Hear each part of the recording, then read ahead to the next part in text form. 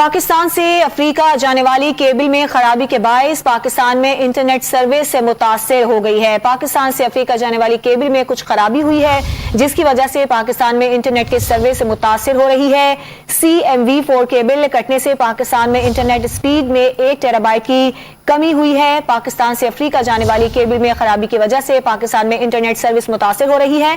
पाकिस्तान में रश के औकात में इंटरनेट सर्विस से मजीद मुतासिर होने का इम्कान भी जाहिर किया जा रहा है। पाकिस्तान से अफ्रीका जाने वाली केबल में खराबी के बायस पाकिस्तान में इंटरनेट सर्विस मुतासिर है।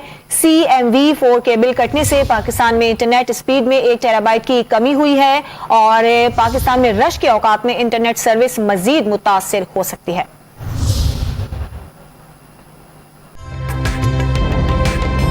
ताज़ा तरीन वीडियोस के लिए हमारा YouTube चैनल सब्सक्राइब करके बेल आइकन प्रेस करिए ताकि आपको मिले हर अपडेट सबसे पहले।